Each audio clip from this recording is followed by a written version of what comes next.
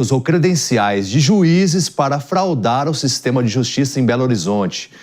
E os presos acabaram soltos. Só que o que chama a atenção nesse caso é que eles foram presos justamente cometendo esse crime. Rodrigo Costa vai chegar ao vivo com todos os detalhes. Fala, Rodrigo, muito bom dia.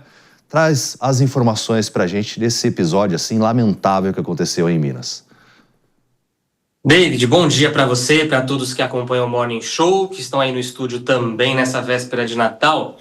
É isso mesmo, eles saíram pelo mesmo crime pelo qual eles entraram, né? Mas o vice-governador de Minas Gerais, o Matheus Simões, a atualização a respeito dessa informação, vamos começar com ela. Ele afirmou nesta terça-feira que o governo do estado, inclusive, vai atrasar o cumprimento de mandados de soltura a partir de agora, após esse episódio em que 4 presos foram liberados de um presídio de Belo Horizonte com esses alvarás forjados. Eles saíram literalmente pela porta da frente. Segundo o Tribunal de Justiça aqui do estado de Minas Gerais, essa fraude ela foi coordenada por um hacker preso em uma operação no início de dezembro por suspeita de integrar, então, uma quadrilha que invadia os sistemas do Conselho Nacional de Justiça, além de alterar dados de mandados de prisão e também alvarás de soltura. Os outros 3 detentos, eles também tinham sido presos nessa mesma operação e foram apontados como integrantes da quadrilha. Todos eles deixaram a prisão justamente graças ao crime que os levou para dentro do presídio. Por meio de uma nota, o Conselho Nacional de Justiça negou que tenha havido uma invasão ou violação estrutural do sistema judicial e o órgão afirmou que trata-se de um uso fraudulento de credenciais legítimas de acesso obtidos de forma ilícita. Pelo menos esse é o posicionamento que a gente tem a respeito desse caso. O Conselho também informou que as ordens fraudulentas elas foram identificadas rapidamente, ali num prazo de 24 horas, e devidamente canceladas com a restauração dos mandados prisionais. De acordo ainda com o CNJ, Conselho Nacional de Justiça, não houve falha sistêmica nem comprovação de envolvimento de servidores. Esse é outro ponto aqui que a nota estabelece. Dos 4, 1 foi recapturado, os outros 3 vão passar o Natal livres, ainda não foram capturados aqui pela Justiça do Estado de Minas Gerais. Essa é a informação que nós temos aqui a respeito desse caso extremamente bizarro. E vale ressaltar que a gente já tratou aqui no Morning Show de temas semelhantes relacionados à questão dos presídios aqui em Minas Gerais. Falamos de alguns presos que foram deixar o lixo para fora e acabaram fugindo. Falamos de um outro caso anteriormente que também já havia acontecido envolvendo fuga de presos. Ou seja, cada um com a sua característica acaba acontecendo aqui em Minas. David. Não, é um episódio, assim, que a gente fala assim, nossa, que absurdo. Aí acontece o outro, mais absurdo ainda, direto de Minas Gerais, com essas liberações, né? Eu lembro daqueles presos também que acabaram fugindo, tinha uma moto esperando ali, até um cachorro caramelo saiu correndo atrás, e o pique ali do agente penal, né, também, que não foi dos mais, vamos dizer assim, viáveis, porque correu praticamente para não chegar. Rodrigo Costa... Tava fora de forma. Exatamente.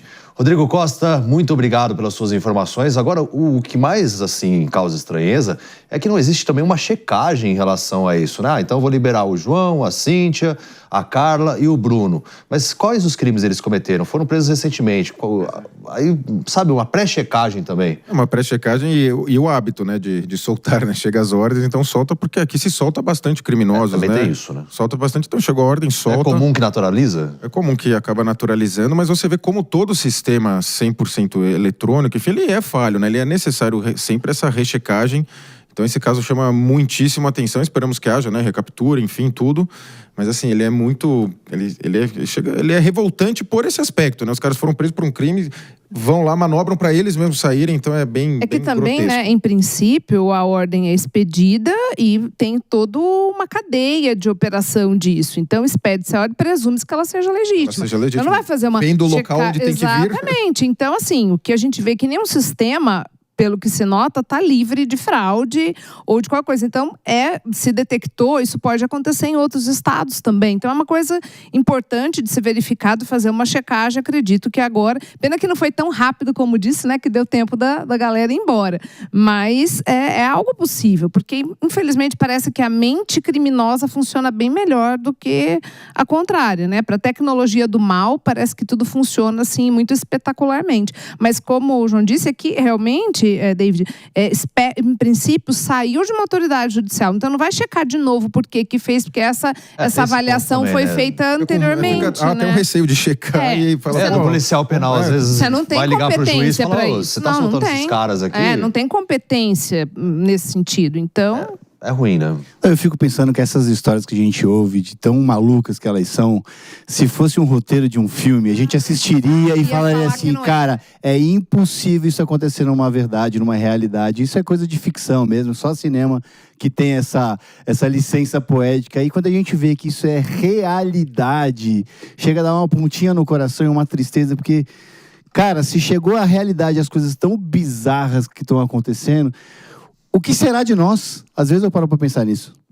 Mas tem cena... Tem o deepfake que está chegando. Então, podemos até, no futuro, temos que nos prevenir de casos de pessoas que podem estar vendo um juiz, de repente, falando, e nem foi o juiz quem falou. Então, a gente tem que começar a prevenir coisas que estão por vir por conta da tecnologia.